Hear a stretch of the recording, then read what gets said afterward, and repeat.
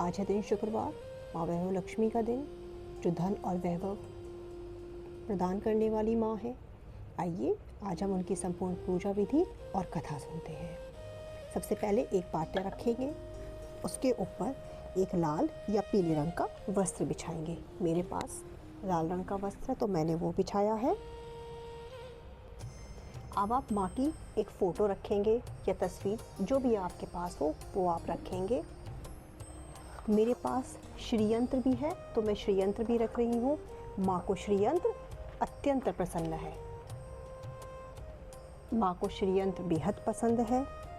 अब एक मुट्ठी चावल का ढेर रखेंगे, इसके ऊपर तांबे का या स्टील का कोई भी लोटा रखेंगे, उसके ऊपर एक कांच की कटोरी रखेंगे, कैसी भी कटोरी आपके पास हो। एक सिक्का, मेरे पास चांदी का सिक्का है तो मैं चांदी का सिक्का रख रही हूँ। माँ को सफ़ेद मीठा प्रसाद अर्पित करेंगे, जो कि खीर हो सकता है। माँ तो गुड़ से भी प्रसन्न हो जाती है। अब माँ के सामने दीपक प्रज्वलित करेंगे। सर्वप्रथम वैभव लक्ष्मी की कथा में 100 बार श्री यंत्र की छवि को देखेंगे। माँ को श्री यंत्र बहुत ही प्रिय है। श्री यंत्र को प्रणाम करेंगे, ओम जय श्री यंत्र।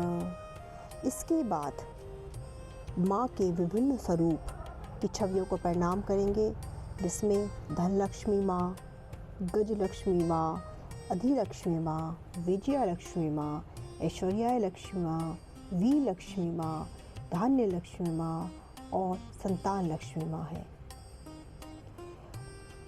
अब एक लक्ष्मी स्तवन का पाठ करेंगे, जो कि ये है, या रक्तांबुजस्वासिनी विलासिनी चंडांसु तेजस्विनी, या रक्तारुधिरांबरा हरिया सुखमनोहादिनी, या रत्नाकर मत प्रकटिता विष्णु स्वाया गेहिनी, या माँ पातु मनोरमा भगवती लक्ष्मी च पद्मावती।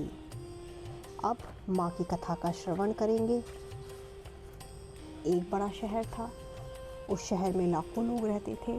पहले के ज़माने के लोग साथ साथ रहते थे, एक दूसरे के काम आते थे। नए ज़माने के लोगों का स्वरूप ही अलग सा है, सब अपने काम में रत रहते हैं, किसी को किसी की परवाह नहीं। घर के सदस्यों को भी एक दूसरे की परवाह नहीं होती। भजन कीर्तन भक्ति भाव दया माया परोपकार संस्कार कम हो गए हैं।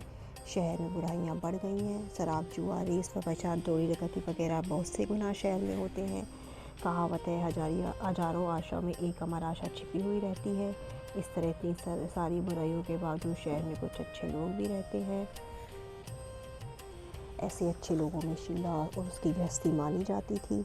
शीला धार्मिक प्रकृति की और संतोषी थी। उसका पति भी विवेक और सुशीला था। शीला उसके पिता ईमानदारी से जीते थे, वे किसी की बुराई नहीं करते थे, प्रभु भजन में अच्छे समय व्यतीत करते थे। उनकी गृहस्थी आदर्श गृहस्थी थी। शहर के लोग उनकी गृहस्थी की सराहना किया करते थे।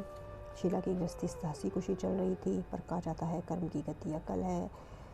विधाता के लिखे लेख को कोई नहीं समझ सकता। इंसान का नसीब पल भर में राजा को रंग रंग को राजा बना देता है। शीला के पति के अगले जन्म के कर्म भोगने रह गए होंगे। बुरे लोगों से दोस्ती कर बैठा, वो करोड़पति होने के बजाय रोड़पति बन गया। रास्ते में भटकते भिखारी जैसी उसकी हालत हो गई। एक वक्त ऐसा था जब सुशील पत्नी शीला के साथ मजे में रहता था, प्रभु भजन में सुख शांति से व्रत व्यतीत करता था।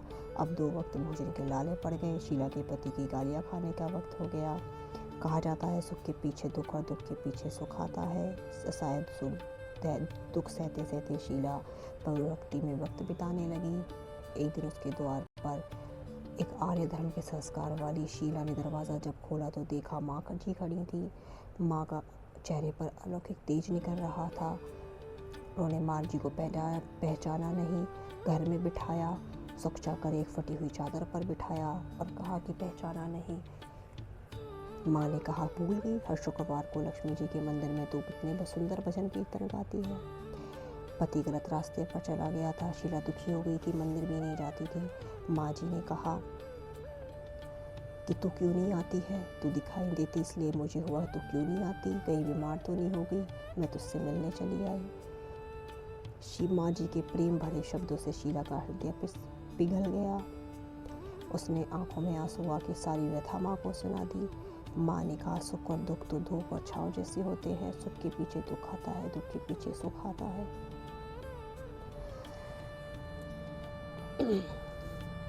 माँ जी ने कहा सुख के पीछे दुख, दुख के पीछे सुख आता है। ऐसा कहा जाता है कर्म की गति न्यारी है, हर इंसान को अपने कर्म भुगतने पड़ते हैं, इसलिए तू चिंता ना कर, मैं तुझे लक्ष्मी जी का व्रत कर, सब ठीक हो जाएगा। लक्ष्मी का व्रत सुनकर शीला ने कहा कि माँ मुझे बताइए, करूँगी मैं। उन्होंने कहा इसे व्रत लक्ष्मी व्रत या फिर वैभव लक्ष्मी व्रत कहा जाता है। इससे सब मनोकामना आपकी पूर्ण होती हैं। इसे सीधा साधा एक व्रत है, शुक्रवार को करना चाहिए। सुबह को स्नान करके स्वच्छ कपड़े पहनो, सारा दिन मन ही मन कहो जय माँ लक्ष्मी, जय माँ लक्ष्मी। किसी की चुगली नहीं करनी चाहिए। शाम को पूर्व दिशा में मुंह करके बैठो, आसन पर बैठो, सामने पाटे पर रुमाल रखो, चावल का ढेर रखो, कलश रखो, उसमें एक सोने का गहना रखो, नहीं तो चांदी ना हो चांदी रखो, चांदी ना हो नगद रुपया रखो। अब दीपक जलाकर माँ लक्ष्मी जी के विभिन्न स्वरूपों का वर्णन करो, माँ की कथा सुनो, इसमें प्रसाद माँ का ग्रहण करो।